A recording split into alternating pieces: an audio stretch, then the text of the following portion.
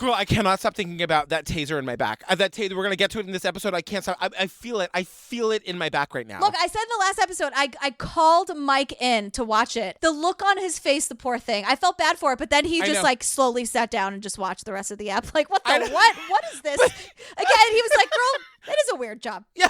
That is a weird job.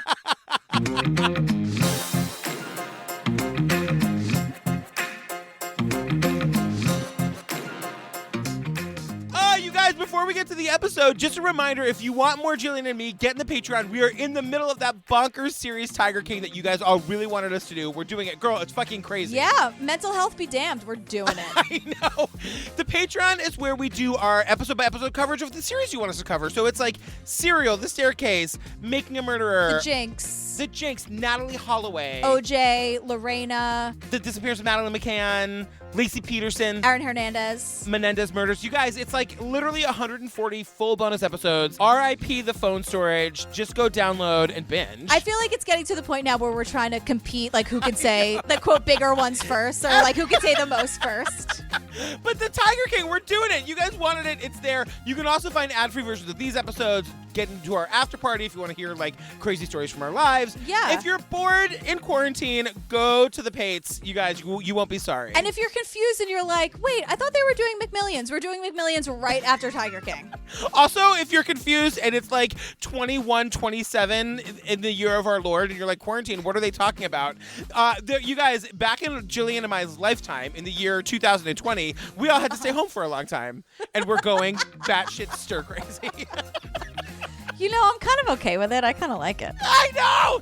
I hate the people that are okay with it. I'm not okay with it, girl. I'm not okay with it in different ways than you're not okay with it. We'll save it for a quarantine check-in. Totally.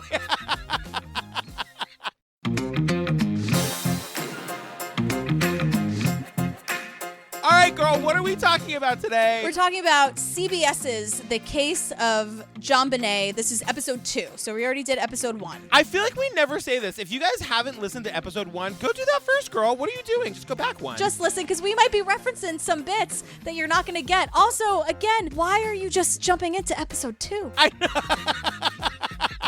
Listen, you do you. We're not going to tell you how to live your goddamn lives. Do you? But it would be better if you just listen to both of them.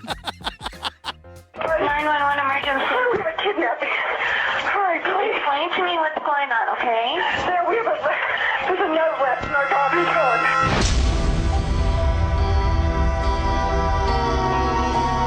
Let me address very directly. I did not kill my daughter, JonBenet. God knows who you are, and we will find you. The list of suspects narrows. There's a ransom note here. It's a ransom note? What? Is it same agenda? I don't know. Hurry. Patsy. So you tried to solve a homicide, but the homicide doesn't exist. I did not kill JonBenet. I love that child. We do not have sufficient evidence. This little girl's homicide to this date has been unresolved. In my opinion, I think we can change that right now. We have 5 different motives in this one crime. It makes no sense. The most important thing is to go where the evidence takes us. Do not ever contact me again. Unbelievable. We want to get the truth out so that JonBenet can rest in peace. All right, girl, get us started. How does this one start? All right, so we get a whole big previously on, which is basically our first episode of this. Right. So we get into, was the murder of JonBenet Ramsey intentional, or was it just made to look intentional? Right. And so now we're going to break down all of the theories that people have about this murder, and we are going to start with the intruder theory. So the intruder theory basically is that somebody was able to surveil the family and find a time when they weren't in the house and get into the house. And then when everybody else went to sleep, they write a ransom letter. And then they took JonBenet, possibly used a stun gun to subdue her, and then took her down to the basement, tied her up, killed her, but still left a ransom note. Maybe this is controversial. I can't imagine that it is. I don't think this is what happened, you guys. This is so not what happened.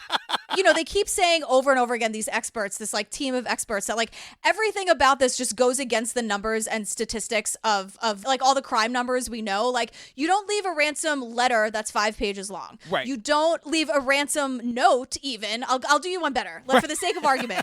No one leaves a ransom note when, the body is in the house. Right. Like, none of it makes any sense. And then you do a practice round and you put it neatly back where you know it belongs. Right. Come on. So we meet Lou Smit. You guys, I forgot the garbage bell today, but what you're hearing right now is an app version of it because I hate this fucking guy so much. Yeah, so Lou is a detective from Colorado. He's the one who came up with the intruder theory. Lou Smit, he was a Colorado Springs homicide investigator. And he was hired by Alex Hunter, the district attorney at the time. He spent about a week looking at the crime scene photos and such, and came up with the theory of the intruder. He goes on TV and it's like, you got to remember when this was. This was the 90s. Like, things that were said on TV by homicide detectives were taken as fact. And he's telling the world that, like, the family definitely wasn't involved. The person who took JonBenet Ramsey sexually assaulted her, used a stun gun on her, and then she died a horrible, painful death. And I'll tell you, for all the years I wasn't making a true crime podcast, I thought that's what happened because I heard it on TV. I have some questions about this. Yes. First of all, he is actually using the Ramsey's home Yeah. to show how it was an intruder. And to me, that feels kind of gross. So we're going through this video. It's hard to describe if you haven't seen it, but that basement window where the suitcase was left in front of, yes, that was broken. So Lou Smit is on the outside of this, right? He's outside the house and he's going through the window. You know, it's been said that only a midget could get down into this grate. Well, I'm no midget, and I'll show you how easily it can be done. It really wasn't that difficult coming in that window. And often, a burglar or an intruder, if they find a safe way in, they also figure it'll be a safe way out. It's very 1998 or whatever it was. Like, very 1998 A Current Affair. Right. Oh, that scared me so much. I know I've said that, but like, that is such a noise that makes me think like, oh my God. I know. Who's under the couch? I know. So Lou Smit is going through this window, and the experts from this documentary are just like, girl, got news for you. That's not possible because there was a spider web or a cobweb. Right. And the whole point of the cobweb, and they talk about it for 15 hours, is that you can see the cobweb on the crime scene video that was taken the day of the murder. So why don't we look at the crime scene video? The cobweb is in that corner. There you go. Oh, wow. Okay, stop. Here, you can see that all this dust and debris is already caught in it. It's weathered, it's got materials in it. It's very clear that this is not a brand new web. That would not have survived someone going through that window. Our experts tell us over and over and over again, there's no way an adult human of any size could get in through that window without disturbing that cobweb. And the cobweb is not disturbed on the crime scene video that was taken the day of the murder. And Laura does it. Like, Laura does it herself. Right. Remember how they completely rebuilt the Ramsey house in some CBS soundstage? You guys were there. We're there with Laura and Jim, and they are going to, just for shits and giggles, they're going to walk us through like how impossible it would have been to break in through this window and leave no evidence of it. And I love how like Jim's not doing it. No. Clementi's not doing it. Laura's doing it. And Laura's like, Yeah. Of course I'm doing it. Well, because Laura went to the let the women do the work version of Scotland Yard. Right. Yeah. Please. Again, a student of just the general let the women do the work like university. Like I'm just under that umbrella. Let the women do the work university. How do I get accepted? Laura, you up there? Yep, I'm here, Jim. How tight of a space is that there? Well, coming into it, I mean, it feels pretty small. To actually come through here, your body does have to come to this side because I don't have movement here. I mean, I can hold on to here, but I'm going to have to drop my body through. You hear Laura like jump through the window and she's like, And she looks right up, not a hair out of place, eyeliner perfect. And she's like, you guys get that? Yeah. You boys get that? Cut, print, let's go. But what she is trying to say is that you really have to like contort yourself to get into that window. So not only could you like not disturb the cobweb, but all the leaves and the dirt, there'd be like a footprint. There would be something. Totally. It's not an easy thing to do. And then when she gets herself back out, it's the same thing where like getting herself out that window brings in debris and leaves that she's, you know, just by the momentum of her exiting that way. And Jim is like, You've completely wiped out that whole corner of spiderweb. Right. I mean, it's just completely gone now. And look at the disturbance that you've made. This would have been very obvious to the crime scene investigators, but they did find the web here. And they didn't find that disturbance. Right, so it makes no sense. I feel like you and me and everyone listening to this is like, yeah, we get it. Like, if there was an intruder, they did not come in through this window. Exactly. Girl, can we talk about the taser, the stun gun thing? Like, we're here. I will remember this for the rest of my life. Sergeant J. Wilson has entered the game, okay? So here's the thing. This is, horrible, you guys, but Spitz is like, there are two very, very distinct marks on JonBenet's lower back. Yeah. And Spitzy's like, maybe it was a stun gun? And I'm like, maybe you were fed this by somebody? Because it makes no sense, but we'll dive into it. So Sergeant J. Wilson enters the game because, like, Detective Lou is like, look, I think the only way we can really figure this out is if we have a human volunteer to tase. And Detective Lou, if you remember, he's the one from episode 1 who I was like, he does not like being on camera. He's like one of the local cops who's been with this case the whole time. And so he literally was like, look, we got to address, like, was this a stun gun? Because the whole idea was whoever this intruder was used the stun gun to, quote, subdue her. And so we have to investigate if that's what would actually happen. And we see this guy, Sergeant J. Wilson, literally, like, walks up a set of stairs. This is a sergeant with my department who's volunteered to be tased today. We've all been tased previously during our law enforcement training. We appreciate you being a test subject for us, and we're going to take this very seriously. We have medical personnel standing by in case there's any problem. The lower third is this man's agreed to be tased for the experiment, and I stood up and screamed. It's insane because I learned a lot of things in the next couple minutes. One is that Detective Lou is like, don't worry, Sergeant J is fine. We've both been tasered before, am I right, Jay? During training. And I'm like, wait. I've heard about cops getting pepper sprayed. Like, if you carry pepper spray, you have to actually... I'm kind of for this policy because I feel like, tasers and pepper spray are, like, disproportionately used against people of color. So you need to know what it feels like and, like, what it actually you go through to be tased. I agree. So I'm totally fine with that policy, but I feel like this guy, this poor Sergeant J, he's already been through this, and now he's volunteering to do it again for this CBS special? Right. So let's just get into it, shall we? So they're in the workroom, as they call it on Project Runway. And so we're going to call it, again, listen to the first step, you guys. We're in the workroom. And he's laying on the table, and he has a shirt on. And I'm not just saying that for you. I'm saying that because that's important to know. Yeah. So they want it to be on the exact same spot that these marks were on JonBenet, right? Yeah. So he is not facing... Oh, the God. person who's tasing him. Hey, Jay, you get up on the pad here and face the other direction. When you are ready, you can say ready, but look that way. He's lying down, getting ready to be tased, you guys. It is so... I mean, I can feel it, Jillian. I can feel it in my back right now. I know. It's like I'm being tased and there are roaches all over me. It's like a whole... It's like all of it. Oh, God. So Detective Lou is like it's basically our version of like 5, 6, 7, 8 tase. Like he's trying to give him a little bit of warning, but like you can't really prepare for that in any way. No. You guys, they tase him. So in the law enforcement setting, we usually are indicating taser. Sergeant J leaps, he jumps off the table that he was laying on, completely laying on. I mean, when they put the taser in his back, you can see him doing that, like, I'm being electrocuted thing where, like, you have no control over your body. He makes the noise. He makes the noise. I know. It's terrifying. He jumps off the table. And then you also think, like, what you were saying, like, all these people who have just been tased incessantly by these piece of shit cops in their lives, like, oh my God. So he jumps off the table, and Jim and Laura are like, girl, what are you feeling right now? How did that make you feel? Adrenaline rush. It's hard to stand still right now. Did you feel subdued at all? No, I just wanted to get away from it. To Laura, this is news. She's like, well, wait a second. The acting theory is that they used this on her to subdue her. Like, do you feel subdued? And he's like, no. And then Laura Richards says... I mean, do we want to try a second round? Well, I think that's...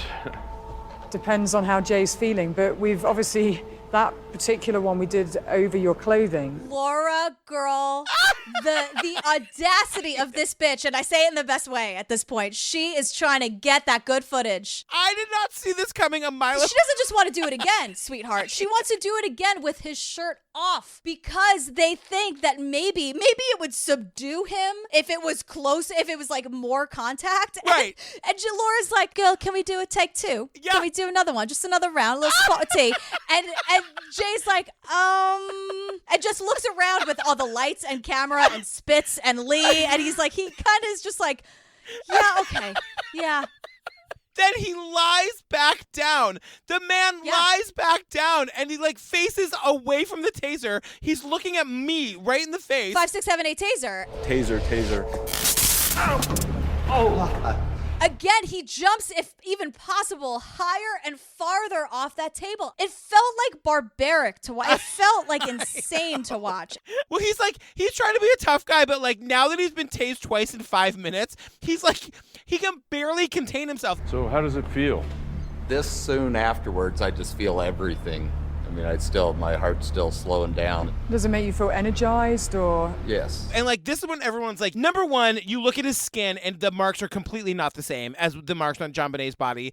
Werner Spitz is, of all people, is the one who's like, if they did this to a little girl, she would be screaming to the rafters. Everybody in the house would have woken up. Yeah, and as Spitzy's saying this, Sergeant J, you could see the like electricity like coursing through his veins. He's just walking around like, fuck, like when does, it's like the worst high in the world. It's like, when does this go away? When can I close my eyes? Totally. So now we learn that like in 2008, they found some like foreign DNA in JonBenet's underwear. Significantly, there is a foreign DNA profile found in JonBenet's underwear. Due to this, many people believe this DNA profile one day will match to the killer. The DNA evidence, quote, exonerates the parents. And not only are they, quote, cleared, but they get a formal apology. Again, it must be nice.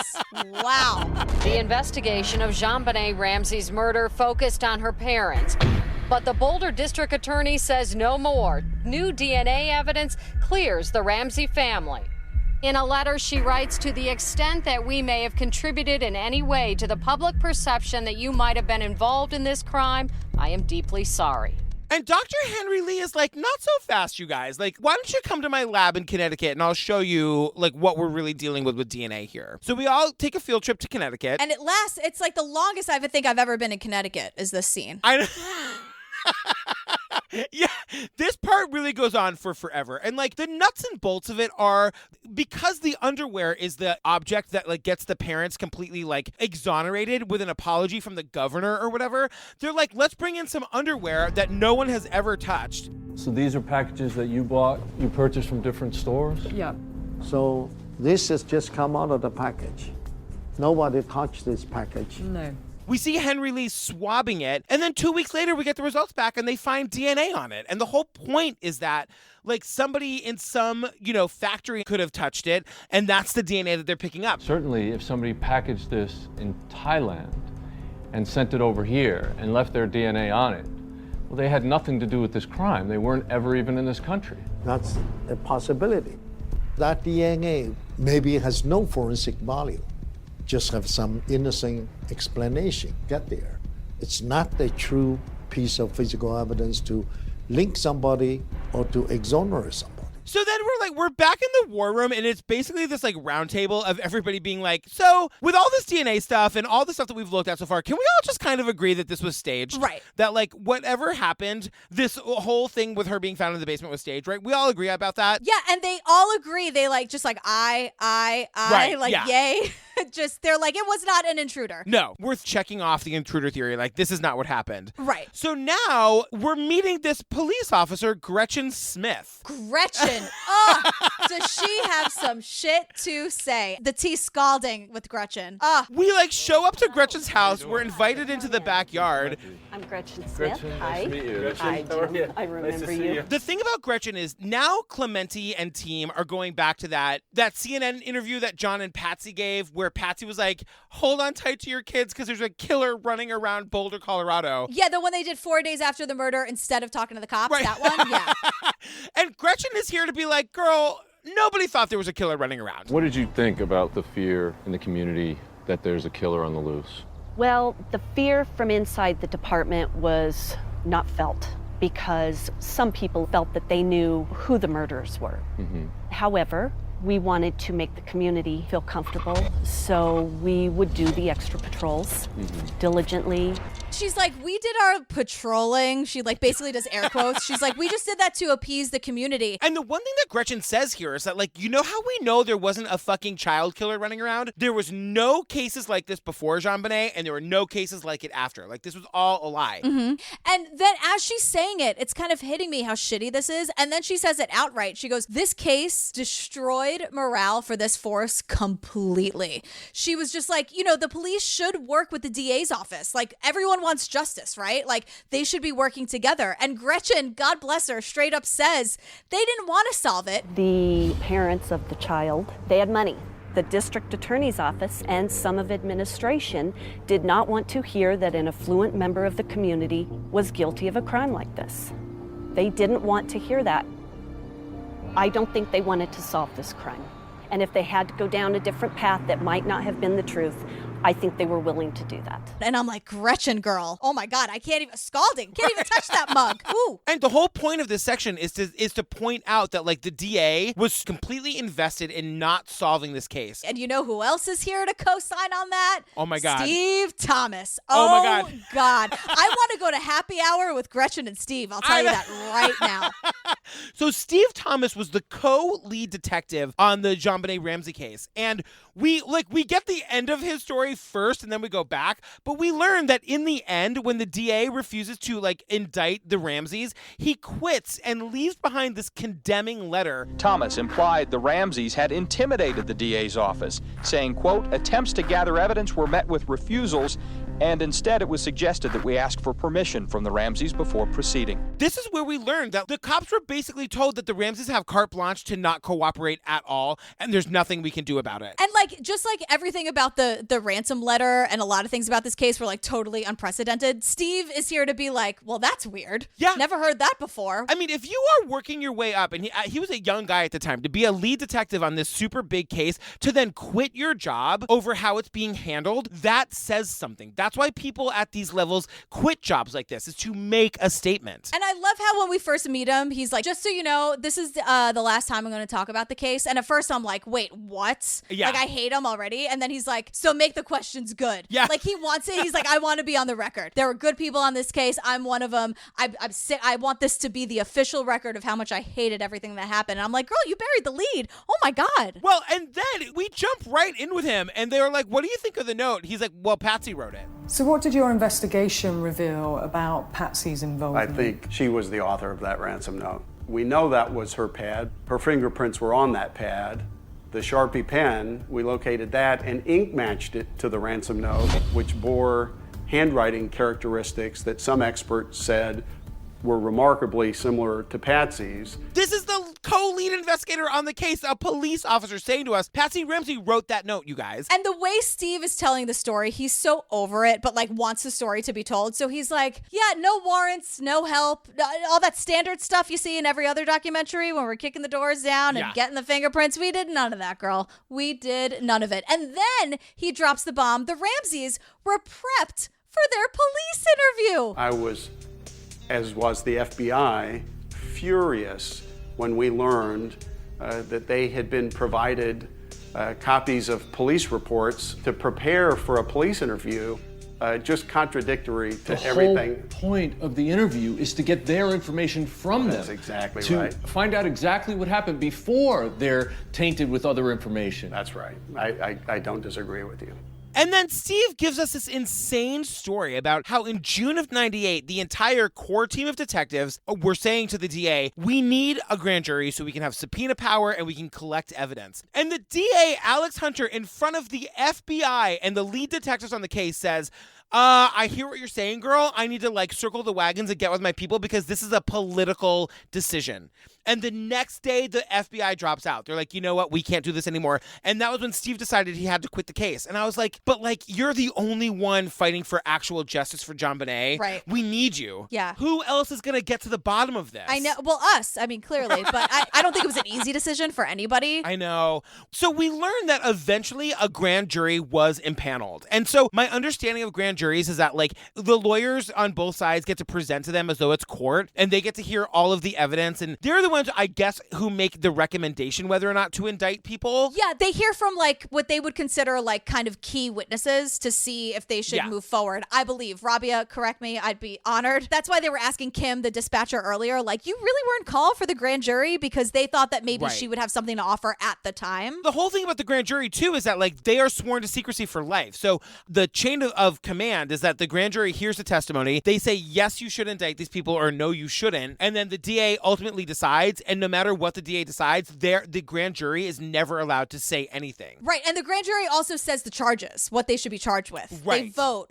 should they be indicted? Yes or no. And if they should be indicted, here's what they should be charged with. Yeah. And so they impanel this grand jury. They go through all of this rigmarole. And at the end of it, the grand jury is disbanded. And the DA says, The Boulder grand jury has completed its work and will not return.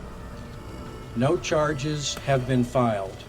Yet I must report to you that I and my prosecution task force believe we do not have sufficient evidence to warrant the filing of charges against anyone who has been investigated at this time. So that was in 1999. Yeah. And so in 2016, when Steve Thomas, our new best friend, who's this is the last time I'm going to be on the record about this, so make it good. Yeah. He is just girl, that is bullshit. Because guess what? 14 years after the fact, in 2015, one of the jurors actually came out and was like, hey, girl, so just want to let you know, we voted to indict. The Boulder Daily Cameras reported earlier this year that a grand jury had voted for an indictment of the little girl's parents, John and Patsy Ramsey. Alex Hunter, the district attorney at the time of the grand jury, chose not to prosecute the Ramseys. I mean, that was so shocking to me. I have 100 questions, but how is that allowed? Why is it then why is a judge there? Right. So now we're back to today meaning 2016 when they're filming this documentary, and Jim Clemente boop, boop, boop, boop, boop, boop, boop, calls Alex Hunter. The DA. And it's just Jim on the phone, and it's hi, is this Alex Hunter? And I'm like, wait, what? I know. Hello, is this Alex Hunter?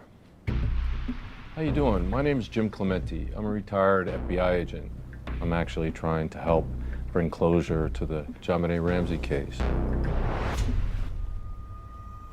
Okay, well, the call ended. I don't know if he ended it or... And then the call is dropped.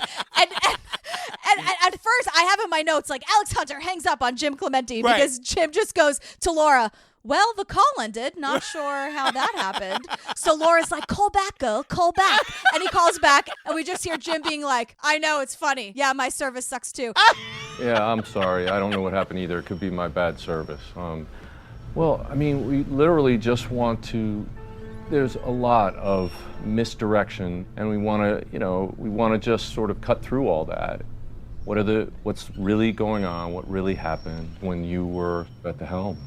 And Laura is everyone who's ever been in a relationship, and I mean that romantically or a working relationship. When you're working with a partner in any way and you feel like they could be doing better, she does a thing that I'm guilty of all the time, but when someone's on the phone, she's like, drop Dr. Lee's name.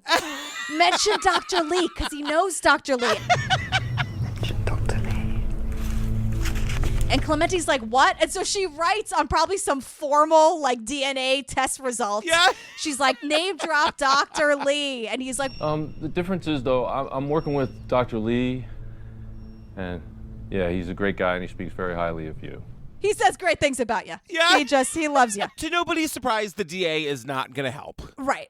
So one of my favorite parts of this whole documentary is this right here. So Clemente and Laura sit down with this Lisa the lawyer. I'm not going to say she's out loud and proud, but I'm sure she must be. I love Lisa. Because we cannot say enough that the grand jury recommended that John Ramsey and Patsy Ramsey be indicted, and the DA totally suppressed it. We sit down with Lisa the lawyer and we read verbatim exactly what the grand jury wanted the DA to indict Patsy and John on. And I think this is really important. I'm going to play this in full. So on or between December 25 and December 26, 1996, JonBenet Ramsey did unlawfully, knowingly, recklessly and feloniously permit a child to be unreasonably placed in a situation which posed a threat of injury to the child's life or health, which resulted in the death of JonBenet Ramsey.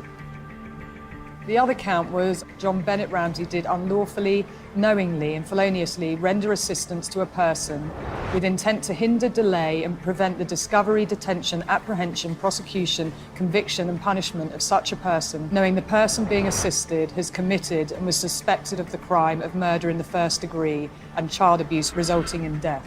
And so, when we get the explanation from Lisa the lawyer to Jim, she's saying, they're not really being accused of the murder. They're being accused of allowing the situation of the murder to happen. And so Lisa the lawyer says, normally, if they do an accessory charge, which here is generally after the fact, it's usually somebody else. My opinion would be that there's a third person. There's a third person involved in this indictment. The only third person that's left is Burke Ramsey. And Lisa also says, all right, everyone hold your horses, because Colorado State says that anyone under 10 can't be charged with murder because, honestly, the law on the book says they are too young to form intent if you're under 10. With regard to Burke, he was 9 at the time of the crime. Right. So you have to go at the time of the crime. Right. I don't know how they would prosecute him because of that floor, that minimum age of 10. Let's just say it was, you could say negligent homicide. Even if he was, prosecuted now, you can't even prosecute him for that because he was not yet 10. Burke was 9 at the time of the crime, so he can't be charged. He was 9 and 11 months, according to Jim Clemente. Yeah. So, but the thing is, in defense of the Ramseys and Burke, there's no way that the Ramseys didn't know this. I'm just saying that, the parents are rich and they have good lawyers. They would have known that Burke couldn't be charged. Right. So they could have said, oh, he did it, but it was an accident, knowing full well that he couldn't be charged. Or if he did do it, they could have just said, yeah, he did it. It was an accident. Not even making up a story. I feel like the point of view of this documentary is that Burke did it and the parents covered it up. And I'm saying that if that were true, the parents would know that he couldn't be charged anyway. Right. So they would have come forward and said, yeah, he did it. Well, I hear 100% what you're saying. I'm just saying as a devil's advocate kind of thing, just for the sake of the conversation. I don't know if they necessarily knew that when the 911 call was made. I totally agree. And when the ransom letter was written, Yep. and maybe they learned about that later, and then timelines had to be shifted. Oh, yeah. And and that's true, too, that by the time they learned that Burke couldn't have been charged, they were in too deep. Because, look, I don't know the rules of who can be charged with what and why and at what hour and at what year they're lying. I don't know that. I'm not looking that shit up in case. I'm hoping that I never have to know about that. I'm hoping that every time I learn about a statute, it's something that has nothing to do with me. That's the goal. Who's looking up statutes? I mean, my God. All right, so 2 weeks after the murder, Burke was interviewed by someone from the Department of Social Services, and we've got the video, and guess what? Jim and Laura are going to watch it with us. And Jim says at the behest of the family, and the family insisted that it could not be a police officer. And it's okay. Look, I get that. As a parent, I'm like, if the police are giving me the leeway to pick who's going to interview my kid. yeah, totally. And we spend basically the rest of this episode diving into these videos, and they span years. They span like from the 2 weeks after the murder of JonBenet Ramsey, and then like a couple years later when Burke is like 11 and a half, I believe it is. Right. And of course they pick like the choicest clips that like either make Burke look the weirdest or the guiltiest. You know, and one of the clips that, you know, that they pull is the psychiatrist says to him, like, what do you think happened? And he says, I know what happened. So what do you think happened? I know what happened. I mean, when she got killed. How do you think that happened? I think, well, I asked my dad, where did they find her body? And All right, hold up. So I know what happened, right, when she was killed, right? And he said, I asked my dad, where did they find the body? You know, it's what he's not saying. What you would logically expect at that point is asking what happened to her. I didn't dive too much into that, where it's like, yeah, I know something horrible happened. He knows in the sense that, like, he knows that she's dead. Right, and like it's so sad because we don't know what happened. You can look at this two ways. You can either look at the psychiatrist asking this poor kid who just like lost his sister and doesn't know how to act about it, and he's saying these weird things, or she's asking the murderer what happened and trying to catch him in a lie. And you know, like he gives us his theory of what happened. Like he says, I think someone took her very quietly and tiptoed down to the basement and then maybe took a knife out, and then he says, or maybe it was a hammer, and then makes the like hitting her on the head motion. You see that? That's a physical demonstration. You know, it's just at odds that he's acting it out at all anyway. I mean, most children would not kind of future project this or reenact it in a room. And then on top of it all, there is no emotion, no appropriate emotion at all about this happening to his sister. Here's the thing, you know, we've done too many of these documentaries for me to think that there's any one way a person is supposed to react in the face of tragedy, especially like let alone a 9 or 10-year-old kid. So I don't know what to make of these videos. Yeah, I mean, we are not like child behavioral experts, and Exactly. and we are definitely not any kind of behavioral expert. And just like almost as a rule on this podcast, we're kind of like, I do weird shit all the time. Like I can't really. We just went in the last episode. I shake my head when I agree with people. So like, lock me up. You know what I mean? Like. And so we go back. Remember the friend Judith Phillips from the last episode? She was the photographer. Yeah, she's back like with a vengeance, literally almost. Like what? Yeah, because she's got this crazy story about being excommunicated by the Ramseys. Like they stopped talking to her. But she also has this story about Burke at one point hit JonBenet in the face with a golf club. They were playing in the yard, and apparently he hit her with a golf club. Right here. And how did you find out about this? Oh, I think I asked Patsy at the time when I was photographing them what the scar was. She said that the kids were playing and Burke lost his temper and hit her. She asked Patsy what happened, and I guess Patsy was super honest. Which is weird because I don't think we talked about it last episode, but in the first episode of this documentary, Patsy lied about so blatantly bleaching JonBenet's hair. Totally. And like bleaching it blonde and trying to keep up this like aura of like, we're the perfect family. So for suddenly to talk to their photographer friend, like who Patsy thinks is like, she's a dummy, she'll go to the mayor for me. Like that she's just gonna like be super honest and be like, my son has some behavioral problems or whatever. Right. Like, I'm not saying that that's the case, but like somehow Patsy's like, I'm going to lie about so clearly bleaching my daughter's hair at 5.5 years old. But like, I'm going to be honest with you about that. And then also like, she tells this story of Burke, like being kind of a jerk to her. Yeah. Like they like cross paths in the hallway. And I walked up to him and he said in this terse voice, "Get away from me. Don't touch me." And I put up my arms and said, "Okay, I won't touch you."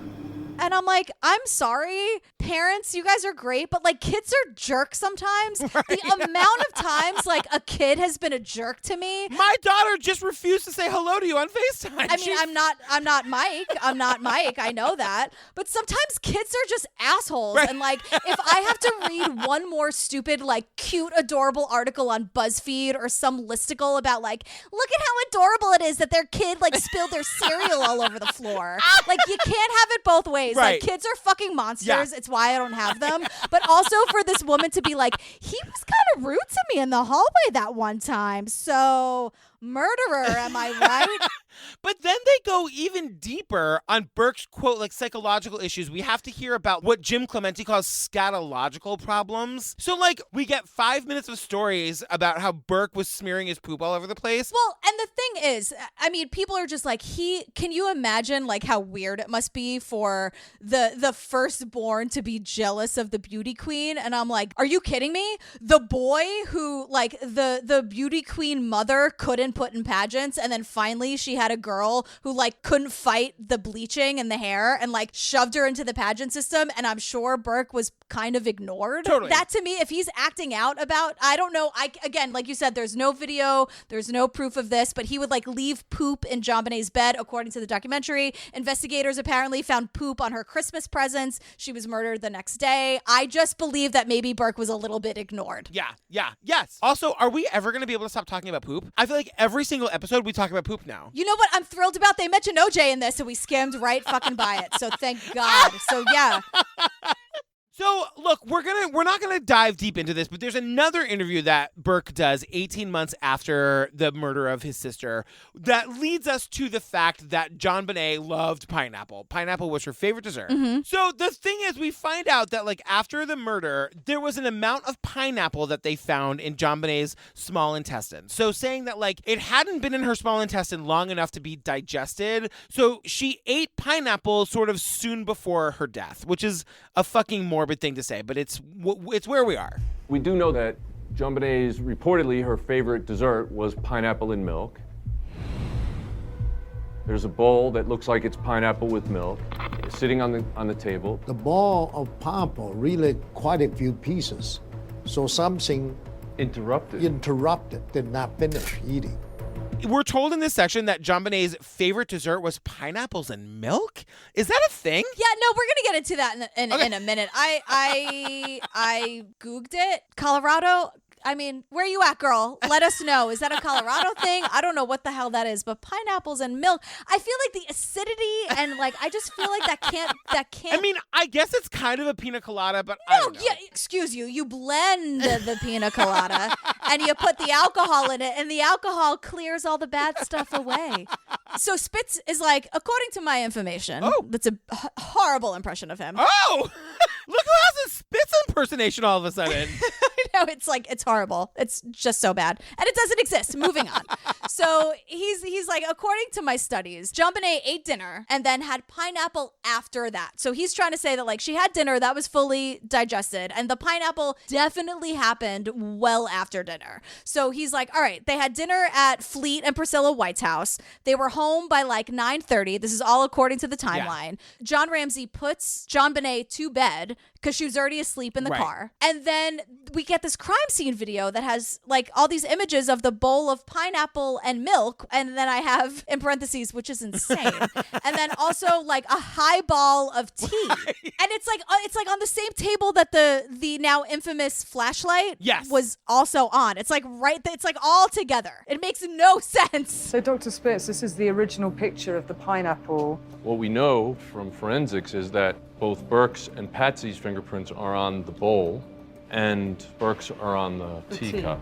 So we learn that Patsy has said she would never have prepared that bowl of pineapples and milk because the spoon didn't match the bowl. The look on your face. Patsy said a lot of things. I know. Patsy girl, like pick a lie and stay with it. Who is she? Yeah. Jay from Serial. And also like just say, I don't know, I was exhausted. It was Christmas night. Right. I never in my never in my life. Because she's like, I never would have given Burke a spoon that big. It just looked weird in the bowl. I just never would have done that. And I'm like, girl, you have two like little kids. I know.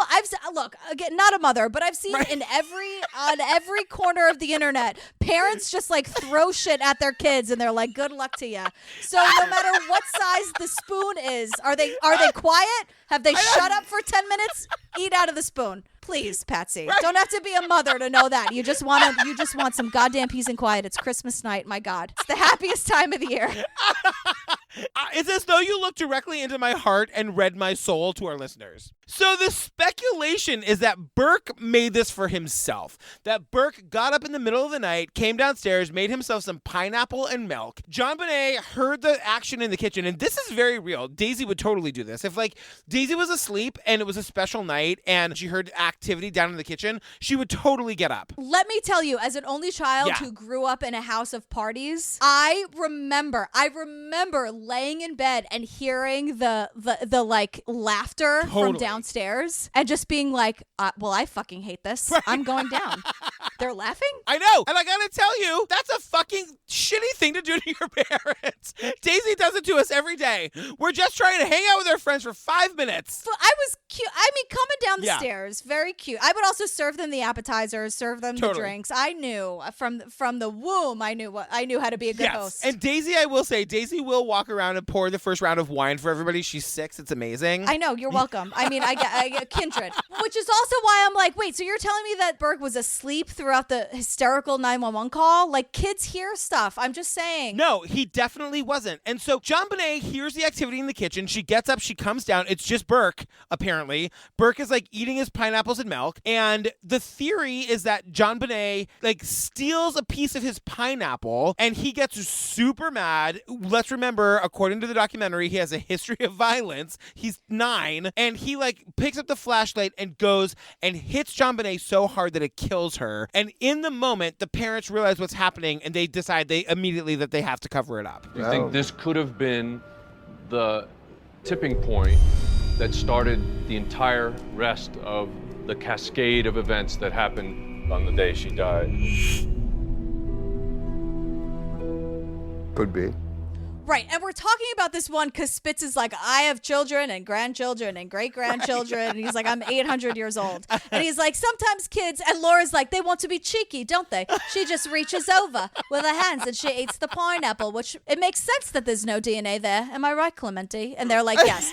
So can we get past the pineapple for like 5 seconds? Because I'm going around in circles here, and like, I know it's important, but no one's making it clear why I should 100% care. And I care. Like, I want the case to be solved. But then they just throw something right at me. Remember the stun gun? Yeah, girl, I've been talking about it for 2 episodes now. Keeping you up at night, right? I know. Welcome to the Staying Up at Night Club. I can feel it in my back again. Thank you very much. And remember how they were like, well, that wouldn't subdue her because it made this. Yes. And they asked him, they were like, how much do you weigh? And he was like, 200 pounds. Shut up. And I'm like, you look great, girl. It was meant to subdue her, which was never going to happen. And so it turns out through like another 20 minutes of testing, it turns out that maybe the marks on the side or like the lower back of JonBenet could have been made by the parts of a train track that was in the train track room. They say it earlier, like we called it the rec room, they called it the train room. You've got this train room and pieces of track here in this room.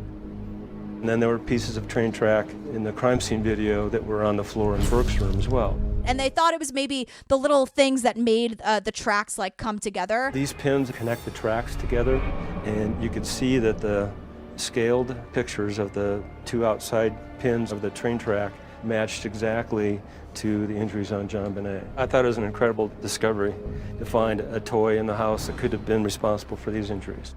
This is so horrible. They thought maybe someone poked her with it to see if she was alive, and they thought that maybe a little kid would do that. I don't know. Yeah, and you know what? I gotta say, like, this is where we actually do see some science because, you know, again, we see the stun gun, like, where the marks would be. It doesn't match up at all.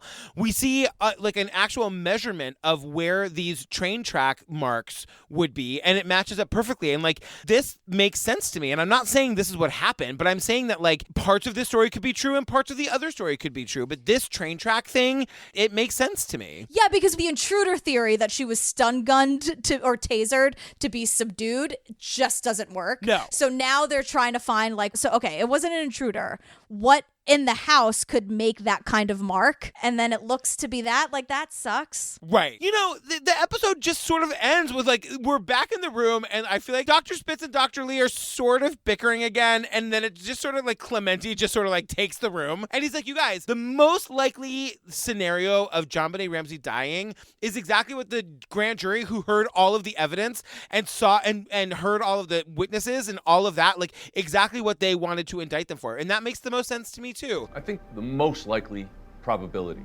is that the adults in that family, John and Patsy Ramsey, and this is consistent with what the grand jury wanted to indict them for, staged this to look like a monster predator had come in their house and killed their daughter. It's my opinion that the Ramsey family did not want law enforcement to resolve this case, and that's why it remains unsolved. They didn't want law enforcement to resolve this case, and that's why it remains unsolved. The question is just like, why did law enforcement go along with that? Yeah, that's the thing where it's like it's really just all bad, because it really ends with like, well, it wasn't an intruder, right? But like, whoa.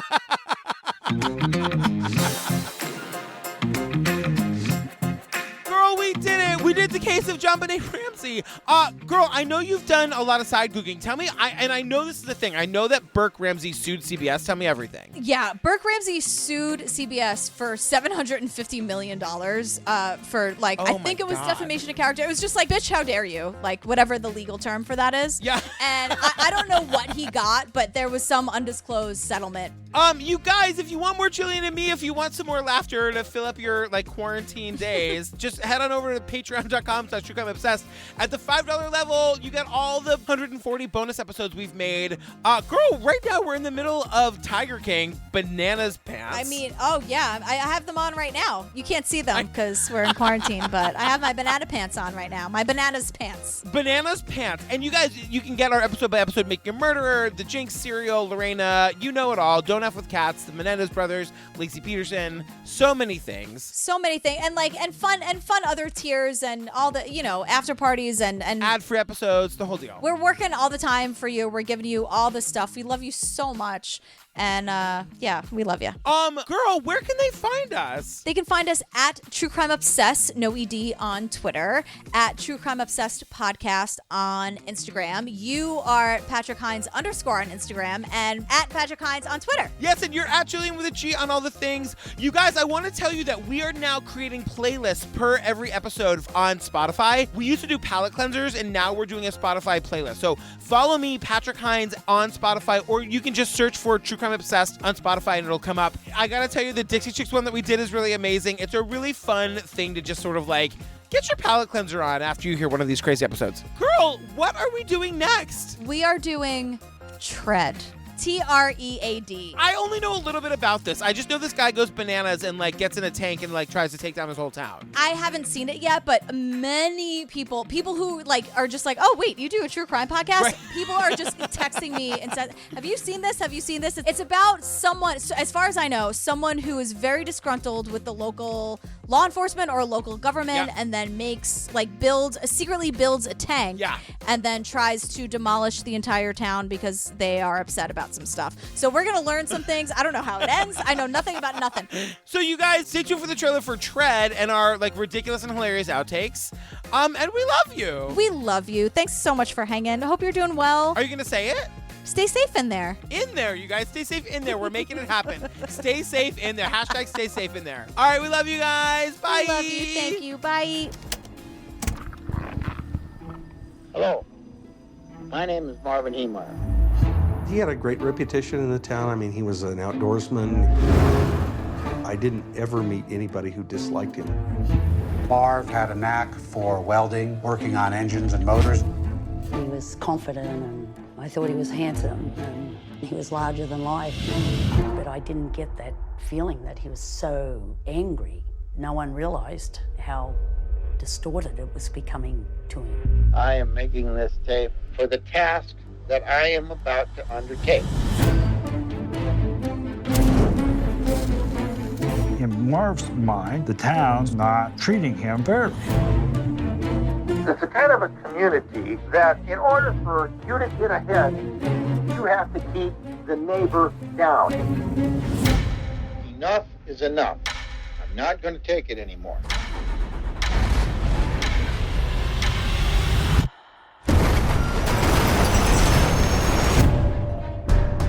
This huge monstrosity, it looks like a tank. How do I stop this? God expects me to do something to those who kept me from getting what I deserve. God's will be done. to me.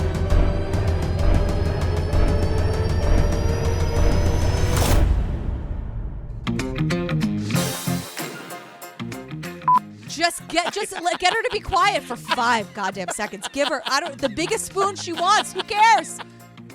I hate it. What a creepy sound to have for like a national. It was horrifying. It's only out creepy by the end credits music for Unsolved Mysteries.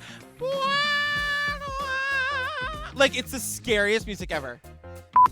Are you saying you don't know the difference between a cobweb or a spider web? I know what the difference is. I'm just not sure because they go back and forth, and so I'm not sure what they're saying. Because an alligator will see you later, and a crocodile will see you. We'll see you in a while. Not today, girl. Not today.